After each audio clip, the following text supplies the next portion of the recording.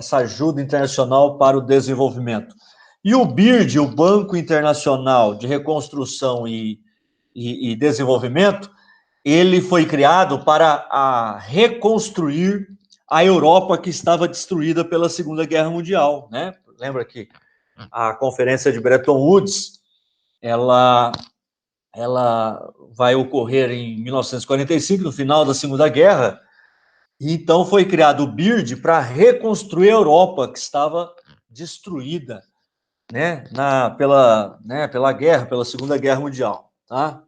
Então, assim, e o BIRD, a criação do FMI e do BIRD, né, do Banco Internacional de Reconstrução e Desenvolvimento, está ligada ao Plano Marshall. Lembra do Plano Marshall? O Plano Marshall, que é o plano, né, aquele plano do general, chefe de Estado, o general Marshall, dos Estados Unidos, chefe das Forças Armadas, perdão, para reconstruir a Europa, financiar essa reconstrução da Europa e ter aliados fortes da Europa Ocidental, aqui no bloco capitalista, dentro da Guerra Fria, tá? Então, beleza. Então, é isso aí. Então, Fundo Monetário Internacional e Banco Mundial. O Banco Mundial está mais ligado, então, a investimento em infraestrutura, né? Construção de rodovias, ferrovias, hidrovias, construção de portos, melhoramento de portos, construção de universidades, tudo aquilo que pode desenvolver a economia de um país, o Banco Mundial ele investe nisso, tá? Principalmente em infraestrutura. Claro que o Banco Mundial tem o BIRD, que é mais ligado à infraestrutura, e a AID, que é essa Associação Internacional para o Desenvolvimento, que é mais ligada a projetos sociais, a programas sociais, tá? Então, é isso aí. Bom, vamos falar um pouco da ONU, da Organização das Nações Unidas, né? Que é, assim, seria, tá? O órgão mais importante do mundo, né? A organização mais importante do mundo, a ONU, a Organização das Nações Unidas, que foi criada também em 1945 na Conferência de São Francisco. Qual é o objetivo da ONU, né? É a ONU que foi criada aí para atuar no mundo pós-guerra, aliás, pós-guerra fria, não, perdão, pós-Segunda Guerra Mundial, tá? Então, a ONU, o objetivo da ONU é manter a paz e a segurança militar no mundo, né? Então, manter a paz e a segurança militar no mundo, combater os conflitos, mediar, né, os conflitos, né, solucionar esses conflitos e também solucionar os problemas econômicos, sociais, culturais e humanitários. Então, o objetivo é grande aí, né? É claro que o objetivo maior da ONU é realmente manter a paz e a segurança militar no mundo. Por quê? Porque os países, as potências europeias, mais os Estados Unidos, mais o Japão, eles estavam já muito desgastados com a Segunda Guerra Mundial. Então, eles não queriam uma terceira guerra mundial, porque uma guerra mundial causa um desgaste muito grande para todos os países, né, que participam de uma guerra assim. Então, para evitar uma terceira guerra mundial, foi criada a ONU, né, em 1945. E aí, esse é o grande objetivo da ONU. Por isso que o órgão mais importante da ONU, qual é? É o Conselho de Segurança da ONU, que seria o Conselho de Segurança Militar da ONU. O Conselho de Segurança é aquele órgão que decide sobre os conflitos, se o conflito é justo ou é injusto, se é permitida realmente um país intervir em outro, se não. Então, o Conselho de Segurança da ONU é o principal órgão da ONU, tá? E eu já falei daqueles 5 membros permanentes do Conselho de Segurança, que são os 4 países que venceram a Segunda Guerra Mundial, né, que compõem o Conselho de Segurança: Estados Unidos, e Rússia, que é a Rússia é a herdeira da União Soviética, né? A Rússia era o país mais importante da União Soviética. Então, Estados Unidos, Rússia, Inglaterra, França e mais a China, importante país aí, uma potência econômica e também militar, né? Então, a China também participa do Conselho de Segurança como membro permanente. Então, são esses 5 membros permanentes e esses membros permanentes têm poder de veto, né? Que eu já expliquei. Eles podem anular a decisão dos outros, né? Então, para aprovar uma guerra ou uma intervenção em algum país, é preciso que os 5 membros permanentes votem a favor. É preciso ter um consenso. Todos têm de votar a favor para ter uma intervenção militar, por exemplo, né? Então, é isso aí, beleza? Então, vamos, já até iniciei aí, né, falando um pouquinho do Conselho de Segurança. Vamos lá, né, vamos ver a estrutura interna da ONU. Então, você tem a Assembleia Geral das Nações, que é como se fosse uma Câmara de Deputados, uma Câmara de Senadores, que todos os países participam, né? Todos os 193 membros da ONU, 193 membros, todos participam da Assembleia Geral das Nações Unidas. Então, na Assembleia Geral, cada país tem um representante, tá? E cada um deles com direito a um voto. Então, ali a participação é igual, tá? Todos têm a mesma participação. Todos os países têm direito a um representante e cada representante tem direito a um voto, né? Então, cada país tem direito a um voto lá na Assembleia Geral da ONU.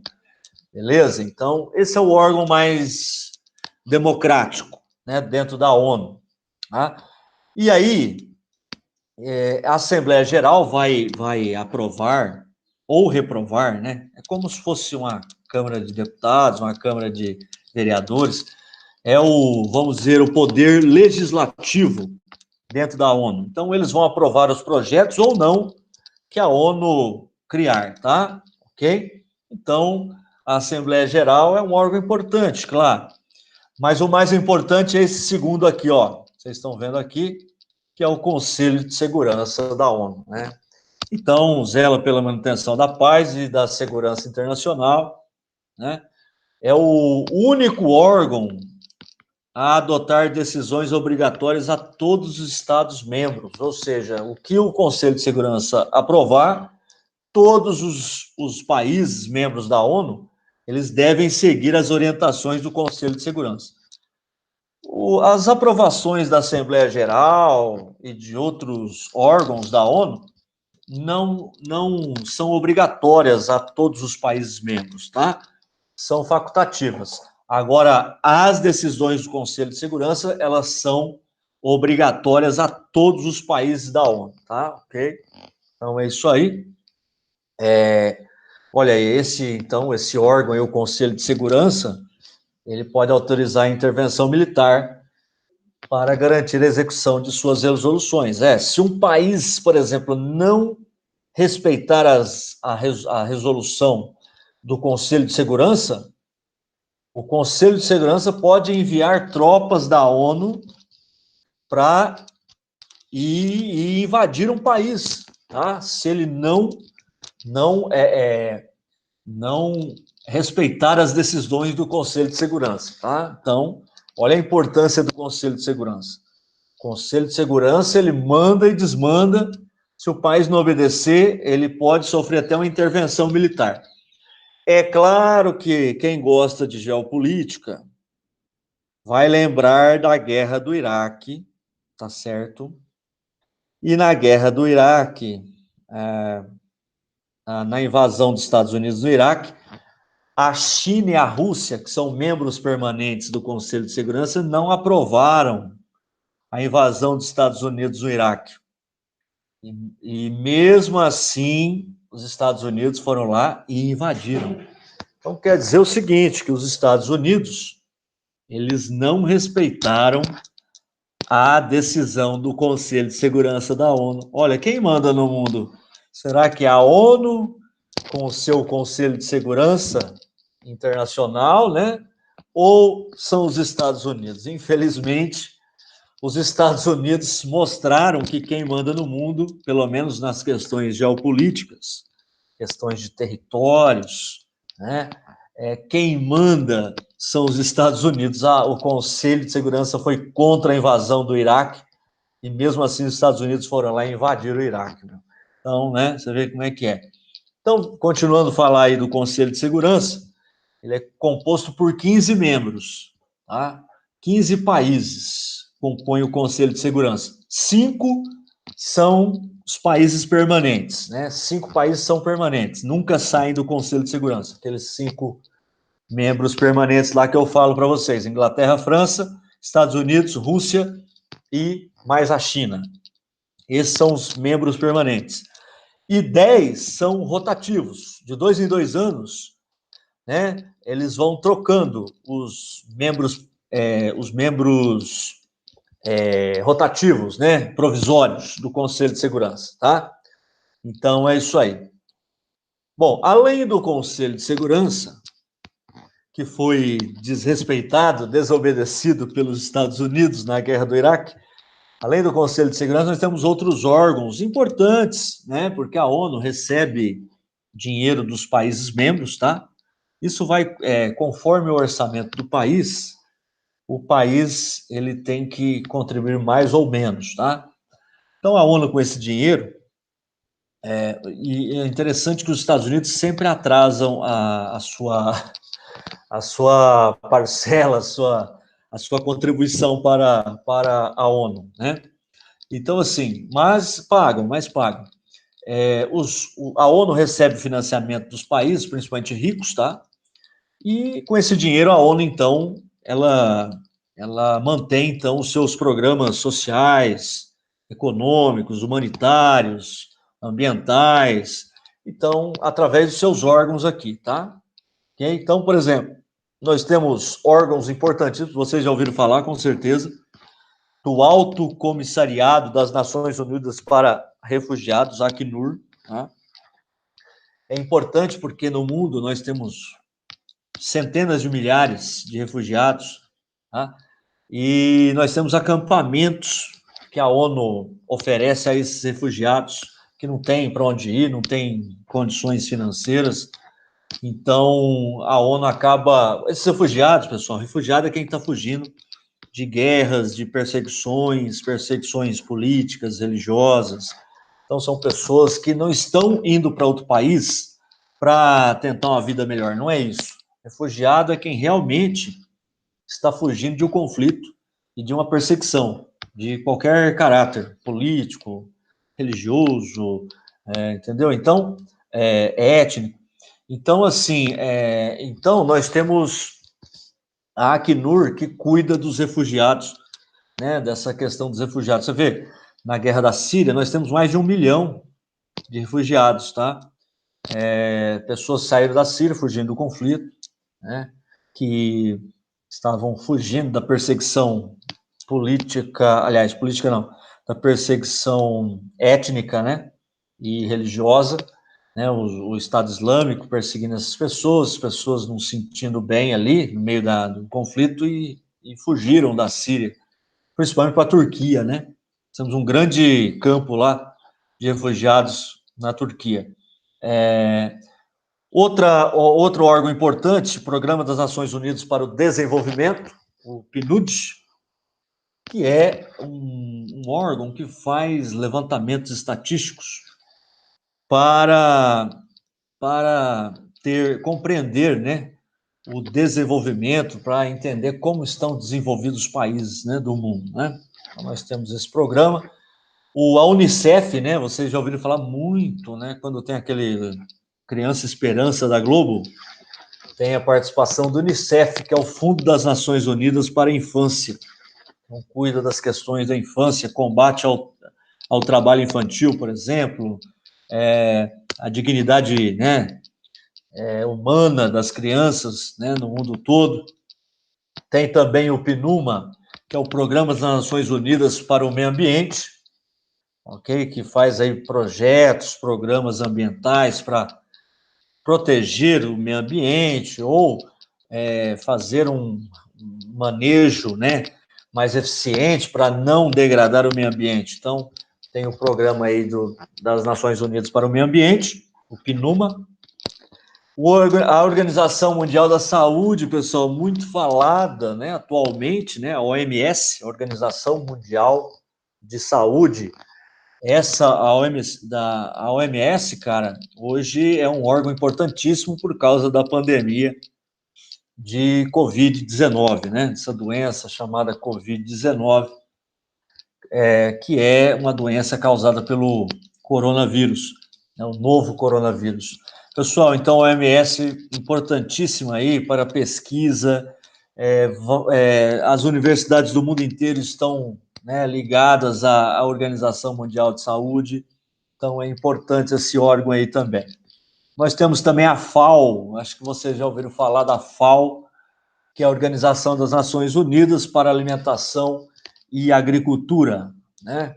Então, a FAO, que trabalha, então, com alimentação e agricultura, com projetos para melhorar a produtividade na agricultura rudimentar de países da África, países da América Latina, países da Ásia, do Sudeste Asiático. Então, ela tem programas para melhorar aí a produção de alimentos em regiões pobres do planeta, a FAO. E tem a Unesco, né? A Organização das Nações Unidas para a Educação, a Ciência e a Cultura. A Unesco é aquela, por exemplo, que trabalha com a preservação de prédios, né, de patrimônios culturais, né, de prédios, né, que representam culturas antigas, né, um patrimônio cultural. Então, nós temos a Unesco também aí trabalhando com essa preservação da cultura humana no planeta, tá? Lembrando que, por exemplo, na Síria, nós tivemos com a guerra na Síria, o conflito na Síria lá, que está agora controlado, tá? Mas há anos atrás não estava. A guerra na Síria, cara, destruiu um monte de prédios antigos, né? Desde do Império Persa, Império Romano e assim por diante, depois o Império Turco Otomano e tudo mais. Então, nós tivemos uma destruição muito grande do patrimônio cultural lá na Síria. Uma pena, né? O Estado Islâmico destruía tudo, né? Então, uma coisa absurda, uma ignorância, né? Absurda, né? Então, beleza. Então, a ONU é isso aí. Bom, vamos ver aí alguns conflitos geopolíticos na nova ordem mundial, né? Isso, então nós vamos ver aí, a partir de 1990, aí nós temos aí em 91 o fim da Guerra Fria, e aí nós temos o mundo pós-Guerra Fria. E no mundo pós-Guerra Fria, nós tivemos vários conflitos geopolíticos, principalmente conflitos separatistas, né?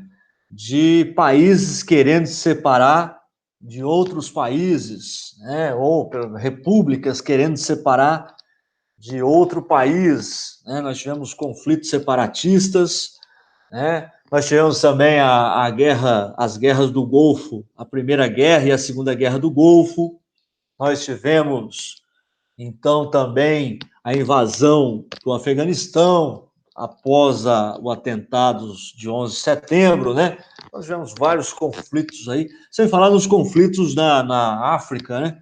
Conflitos aí, né, terríveis na África que aí perdura até hoje, né? Vamos lá, galera. Então, vamos começar aí com os principais conflitos geopolíticos na nova ordem mundial. Então, a partir da década de 90, né? Então, vamos ver, ó, a Primeira Guerra do Golfo. A Primeira Guerra do Golfo começa, então, em 1990, quando o Iraque, liderado, né, pelo Saddam Hussein, né, que era o presidente do Iraque, Saddam Hussein decide invadir o Kuwait, né, ou Kuwait, americanizado aí, o Kuwait. Então, o Iraque invade o Kuwait, né, em 1990, ok? E então vai anexar o Kuwait ao território iraquiano.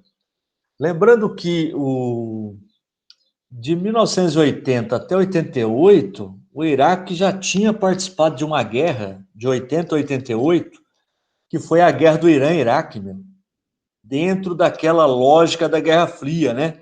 O Iraque era capitalista, o Irã era socialista. Então nós tivemos um conflito aí entre o Iraque e o Irã, e por territórios, porque ali o Iraque tem a terceira maior reserva de petróleo, terceira não, quarta maior reserva de petróleo do mundo, e o Irã tem a terceira maior reserva de petróleo do mundo. Então, são territórios riquíssimos em petróleo.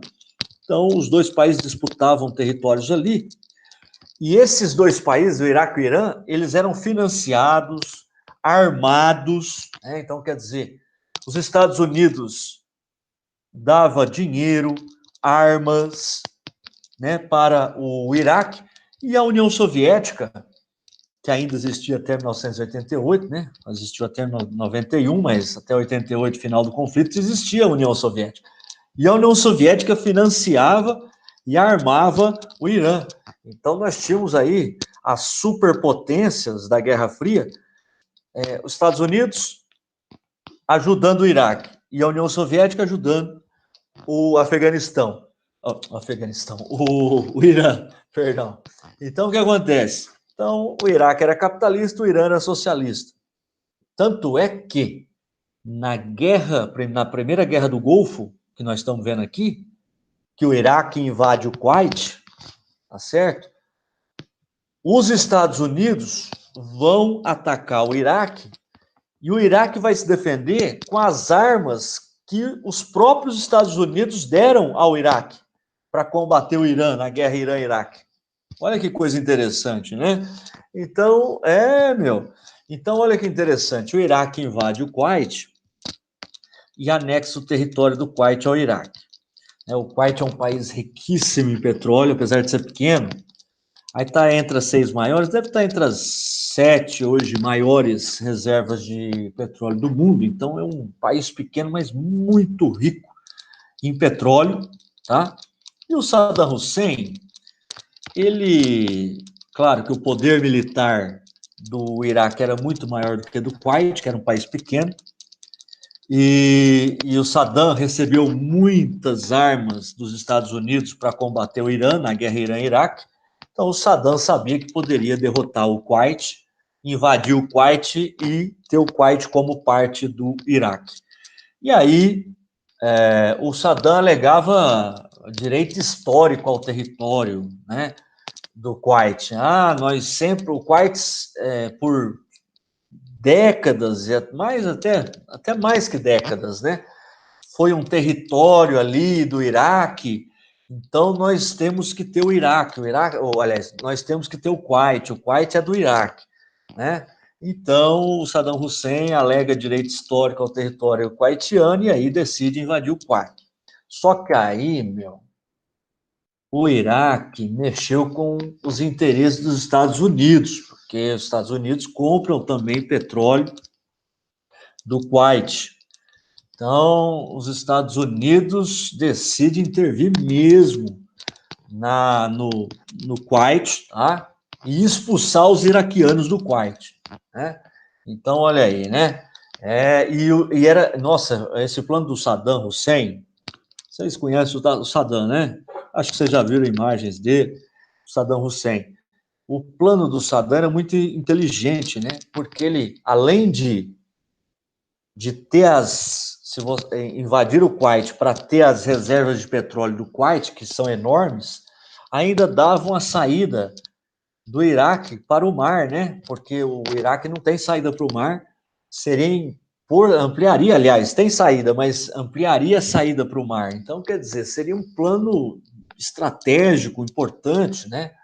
Ok? Mas aí os Estados Unidos vai reunir o Conselho de Segurança da ONU e o Conselho de Segurança vai aprovar a invasão dos Estados Unidos e de outros países lá no Kuwait para expulsar os iraquianos do Kuwait, tá? Expulsar as forças armadas iraquianas do Kuwait. Então é isso que aconteceu. 20 países atacaram as forças iraquianas no Kuwait, cara. Foi um ataque assim agudo, foi uma coisa fenomenal. A gente via pela televisão. Eu tinha uns 12 anos, né? 10, 12 anos aí, 11 anos, 12 anos. Cara, era impressionante as imagens. Foi a Primeira Guerra. Nós tivemos, assim, a resolução das imagens eram melhores. Cara, era incrível, né? Os bombardeiros, o que acontecia no Iraque, aliás, no Kuwait. Então, os Estados Unidos atacaram junto com as forças da OTAN, atacaram as forças iraquianas lá no Kuwait e expulsaram os iraquianos do Kuwait. Foi muito rápido, tá? Foi muito rápido. Eles detonaram o Iraque rapidamente. O Iraque se rendeu, tá?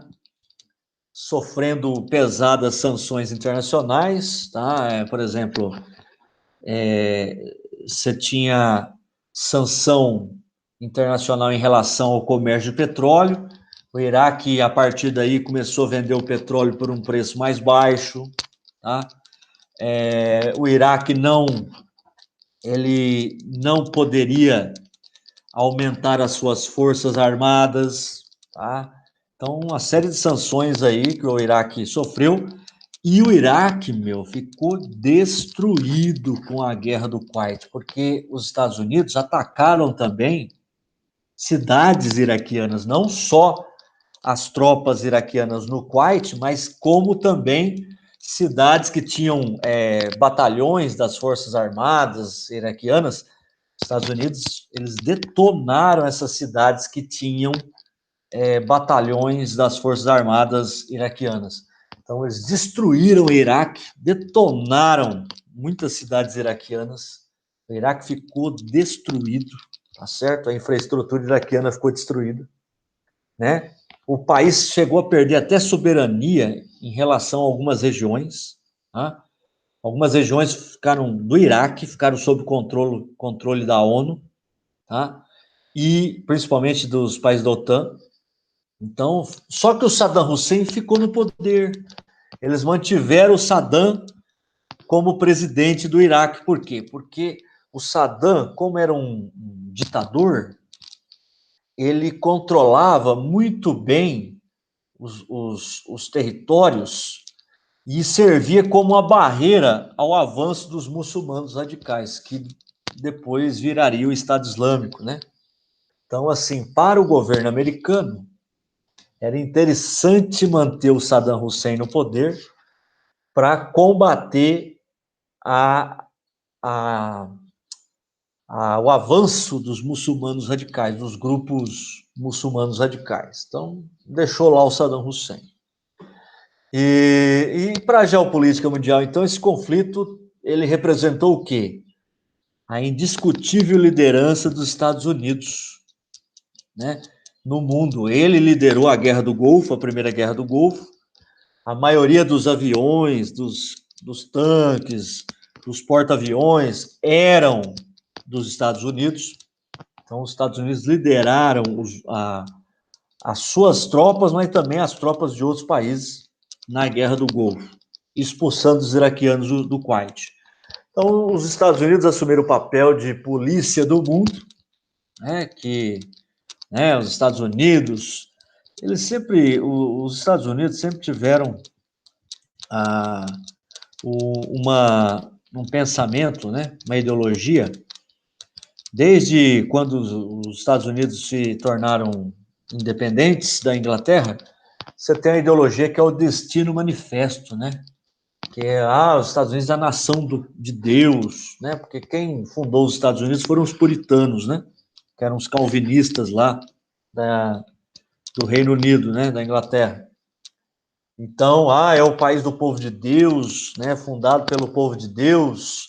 É uma parte do evangelismo, né? Dos evangélicos. E então a nação de Deus deve ser grande, deve levar a paz, né, a segurança para o mundo inteiro. Então, tem todo esse destino manifesto aí, né? É o destino dos Estados Unidos levar a paz ao mundo, né? De ser uma grande nação do mundo, ok? Então, é isso aí. E o George Bush, pai, que nós tivemos dois George Bushes, né? O George Bush, pai, que foi o presidente dos Estados Unidos na década de 90, o Bush pai, ele vai decretar a existência de uma nova ordem mundial. É ele que vai dizer que o mundo está numa nova ordem mundial. Então aí nós tivemos a partir daí a divisão do mundo, da história do mundo em duas ordens, né? A ordem da Guerra Fria, que era a velha ordem mundial, e a ordem do pós-Guerra Fria, que é a nova ordem mundial, tá certo? Foi o George Bush, presidente dos Estados Unidos, que vai então falar isso, que nós estamos vivendo uma nova ordem mundial agora. E claro, né, uma nova ordem mundial comandada por quem? Liderada por quem? Pelos Estados Unidos, né? Então é isso aí. Uma outra coisa importante da Primeira Guerra do Golfo foi que o Conselho de Segurança da ONU ele aprovou, né, com unanimidade a invasão ao Kuwait para expulsar os iraquianos do Kuwait. Olha que interessante, né? Então é isso que aconteceu, tá? Então foi uma coisa bem interessante, porque na época da Guerra Fria, sempre por causa da bipolaridade, né? Sempre a Rússia era contra, e a China também, que é socialista, né? Sempre a União Soviética e a China eram contra as decisões dos Estados Unidos, da Inglaterra e da França, né? Dentro do Conselho de Segurança. Esses são os membros permanentes, né? Então, os Estados Unidos tinham dificuldade de aprovar os seus programas no Conselho de Segurança, porque a China e a União Soviética eram sempre contra. Dessa vez, não, todo mundo foi a favor à Primeira Guerra do Golfo. Agora, na Segunda Guerra do Golfo, né, ok, em 2003, na Segunda Guerra do Golfo, que foi a invasão dos Estados Unidos no Iraque, olha, o Conselho de Segurança não foi a favor, tá? Né? Então, a China e a Rússia, a Rússia que é herdeira da ex-União Soviética, a China e a Rússia não foram a favor da invasão dos Estados Unidos no Iraque, na Segunda Guerra do Golfo. Então, em 2003. Você vê que coisa? E até hoje, nós temos algumas questões discutidas no Conselho de Segurança que a China e a Rússia, elas entravam, elas não concordam com os Estados Unidos, Inglaterra e França. Então, hoje ainda nós temos um resquício de Guerra Fria, sim. Então, nós temos ainda, por exemplo, a OTAN, que é a Organização do Tratado do Atlântico Norte, que é uma organização militar, que intervém militarmente no mundo inteiro, e a OTAN agora que tem alguns, nós vamos até falar daqui um pouco, deixa eu ver aqui, a OTAN que tem alguns países aqui, ó, né, como a República Tcheca e a Polônia, a Bulgária, a Eslováquia, a Eslovênia, a Letônia, a Estônia, a Lituânia, a Romênia, a Albânia e a Croácia, que são países do leste europeu e que agora participam da OTAN. Então, são ex-países socialistas que estavam sob grande influência da União Soviética, que hoje não estão sob grande influência da Rússia e agora estão sob influência dos Estados Unidos e dos países da Europa Ocidental. Você vê que coisa? E aí nós temos uma expansão territorial da OTAN para países do antigo bloco socialista. E isso é visto pela Rússia, isso é visto pela Rússia como uma ameaça à sua segurança, porque nós temos, então, agora países da OTAN vizinhos à Rússia. Então, quer dizer que os Estados Unidos podem implantar bases militares do lado da Rússia. Então, isso não é bom para a Rússia. A Rússia se acha ameaçada, tá? Principalmente, né, por exemplo, nós temos quando a Ucrânia e a Geórgia, né, elas começaram que eram ex-repúblicas da União Soviética, começaram a negociar a entrada na OTAN, meu. Ixi, aí a Rússia, né, ficou ainda mais irritada, né? O governo russo, liderado pelo Vladimir Putin, né, o grande líder lá da Rússia, né? Então, ficou super irritado com essa intervenção da OTAN nos países vizinhos à Rússia, tá? Então é isso aí. Ó, vocês estão vendo aqui os membros da OTAN. Olha aí. Aqui o 42 é a Rússia, tá? Esse país aqui. E aqui os membros, né, da OTAN que são do leste europeu. Então, quer dizer, já estão cercando a Rússia aí, essa organização militar que é liderada pelos Estados Unidos, né? Então, nós temos, claro, resquícios, tá, da Guerra Fria, até hoje, tá? Beleza, então, conflitos na Iugoslávia, pessoal, só para comentar, nós tivemos, então, conflitos lá na Iugoslávia, que era uma confederação de repúblicas. A república que comandava as outras, a mais importante, era a Sérvia, era o centro da Iugoslávia, mas nós tínhamos outras repúblicas, como a Croácia, a Bósnia, a Macedônia, a Montenegro, as províncias de Voivodina e Kosovo, né? Então, era um monte de repúblicas que pertenciam à Iugoslávia.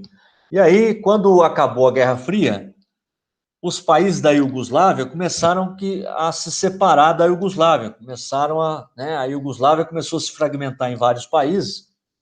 Então, aí a Croácia se separa, a Macedônia, né, se separam.